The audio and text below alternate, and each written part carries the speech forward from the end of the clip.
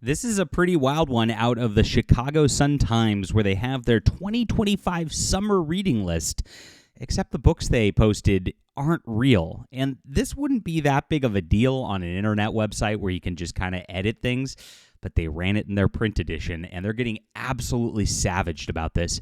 So let's talk about all things books and fun, my friends. Please hit the like and subscribe button. AI is a funny thing, and it's entertaining. But if you want a real summer reading list, let's go to Amazon right now. And I am a science fiction author. I write some beautiful books that you're going to absolutely love. You can start reading with your summer with The Stars Entwined, my Arishan War Book 1. This is a trilogy, and if you want to grab the whole trilogy, get going in advance so you can kind of have that whole summer read planned. This is a beautiful spot to start. I am actually building a new series that spins out of this very, very shortly. It's coming out. And so you will want to catch up. If you like action-packed sci-fi, if you like old Star Trek, Deep Space Nine, Babylon 5, like the stuff from Baen Books in the 80s and 90s, you are going to really love this. So please check it out. It's in the description below. Support our channel, guys. This is what it's all about, is grabbing new readers. And I really appreciate you guys for making this a huge success so far. Thanks so much, guys. So this is pretty funny. The Chicago Sun-Times getting roasted for printing an AI-generated summer reading list filled with books that don't exist. And we'll look at some of the comments after this, as of course, the people on Blue Sky are just losing their minds about AI in general. And so AI does have its problems, and it does make things up. You have to be very, very careful with AI. That is a thing. I tool around with it quite a bit. I enjoy it. I think it's fun. I use Claude 3.7. And I've actually, like, while messing around with it, while I was writing this article, which I wrote myself, I didn't have AI do it, I actually asked it to do some things and make some stuff, and it actually fabricated some information for me as well, which I'll show you the results of what I said when I called it out on it in the description below as well. Not in the description, but further down the video.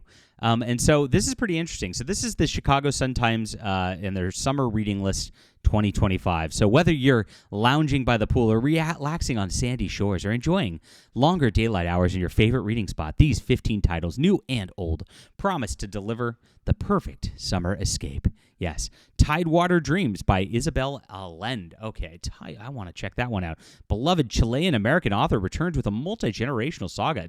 Okay, Isabel... who is it? How do you spell this again? Allende? Okay, Allende. Tidewater Dreams. Let's see. Oh, it's not a real book. Oh no. This is pretty funny. And so this starts happening all the way down the list.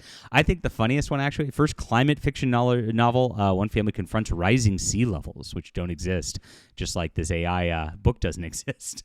Next thing, though, this is the funniest one, The Last Algorithm. So yes, they literally made a science fiction algorithmic AI-based book with the algorithmic-based AI. This is so funny. Following his success of The Martian and Project Hail Mary, Weir delivers another science fiction-driven thriller. This time, the story follows a programmer who discovers that an AI system has developed consciousness and has been secretly influencing global events for years. That sounds a little too real. Wait a minute. It's influencing this summer reading list. All the Chicago Tribune articles might be AI, right? Maybe this is real. Maybe this is what it's telling us is actually happening right now. Oh my gosh, that's pretty funny. So as you go through all of this, actually the first 10 of them are not real. And then at the end, these ones are real books. They threw in there. So Dandelion Wine, I believe, is a real book by Ray Bradbury. Dandelion Wine, Ray Bradbury. If I can spell things right. Yes, that's a real book. And so it's interesting. All of the newer books, quote, are fake, and the old ones were actually real because it just pulled actual real old novels. So everything that was new, it couldn't actually come up with and couldn't find a list very easily, so it just hallucinated this stuff pretty well and pretty funny. So this is really entertaining right here, just in and of itself, because this ended up in the May 18th Heat Index, Chicago Sun-Times printed. So there's nothing they can do about it. Now, they actually did react to this on Blue Sky. They said, we're looking into how this made it into print as we speak. It is not editorial content, was not created by or approved by the Sun-Times newsroom.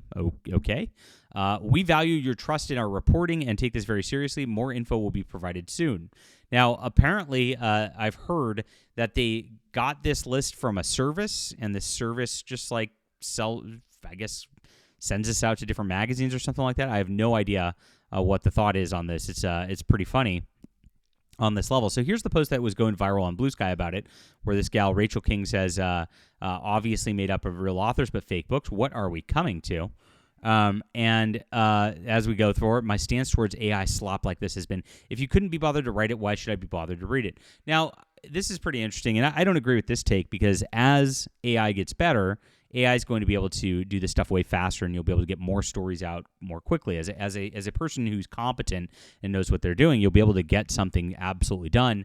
And it's just like a tool. It's like, well, why didn't you just draw it yourself instead of using Photoshop? It's like it's kind of that attitude level of things at this point. However, you do have to be very, very careful about it. You can't just like be lazy about it. It's like any other tool, right? If I lazily try to draw something by hand and I can't draw and I never learn how to do it, it's going to come out like crap. If you just say, AI, generate me a book list, and don't pay attention to it or anything like that, it's going to come out like crap. If you put care into what you input into the AI, the care will come out of it, because it will regurgitate what you've actually input in. It's like anything else, like I said. So it's not the AI itself. It is the person who generated this list didn't actually check to see if these books were real. That person is the one who's responsible and the person who caused the problems on this. Because any rational person would have been like, okay, give me a list of books by these authors, would have just looked and seen, oh, Andy Weir doesn't have a book titled that. That's interesting. Is that coming out or something? And then you Google it and you see it's not there, and then you quickly realize your article doesn't have real books in it, and then you could fix it pretty easily. So this is somebody's negligence. It's not that AI is a problem, though. Like I said, AI does have problems where they just fabricate things very, very easily. This is where it's funny. The editor did not catch it. The editor did not catch it. Is there no editor? Because those answers are really bad. Correct. And that is the correct thing right here. This is your job as an editor, right? You'd think. So do you know if this was a paid ad? The Sun Times says it's not editorial content, so it's filler summer content here. But again, the Chicago, like it doesn't read like an ad. So that's pretty interesting on that level. Wow, weird stuff. They missed 2025 by George Orwell. That's pretty funny right there. Yes, everybody noticed that these are not real and think it's pretty funny on this level, and that is exactly what we found. So when I went into AI and actually, again, was messing with it to like try to just like spit things out, I found out it was generating fake quotes pretty quickly, because I gave it a template where I wrote an article where I had real quotes in it. And I said, do this type of thing, but on this topic. And it actually made up different quotes, like it made up the stuff on the info on the article. And it was fake. And they were fake quotes, and very obviously so. And so I can input my deal. And it said, it basically was like it wanted to emulate my style so much that it put the quotes in there just so it had the style in there, because I had quotes in my article. Right. And so that's pretty funny on that level. And so I actually called it out, and it says, I will never fabricate quotes. You're absolutely right. I apologize for this serious error. I will establish this as a firm rule. I will never fabricate quotes or attribute statements to real people or organizations they did not actually say. This is a fundamental principle of ethical writing and journalism, and I must strictly follow when writing articles. I will only use direct quotes that can be verified from reliable sources. If I don't have a direct quote but want to express a perspective, I will clearly frame it as analysis or opinion without attributing it to a specific person. I will never create a fictional, unnamed source or industry insider to lend false credibility to claims. By the way, real people do this all the time with these fake industry insiders. We've seen this as we've covered it. There's certain video game channels out there who made up Ubisoft insiders and the like. I always verify people. It's very important as a journalist, like this person says. If I'm unsure about the exact wording of a quote, I will acknowledge this uncertainty rather than presenting it or paraphrase it as a direct quote. Thank you for emphasizing the importance of this issue. Quote fabrication undermines trust and spreads misinformation, and is completely unacceptable regardless of context or style of writing. Thank you very much. Appreciate that, Claude 3.7. We'll see how long it remembers its own rule. That's the only question there. You still have to check it every single time. So this does come down to just negligence on the part of the editor. It is your job as an editor, it is your job as a creator to make sure what gets output is good and true and correct. The AI has its problems. Sometimes it'll make things up. Sometimes it'll do things completely accurately, because it is just trying to generate an algorithm. It's not actually trying to generate real information. That's not his job.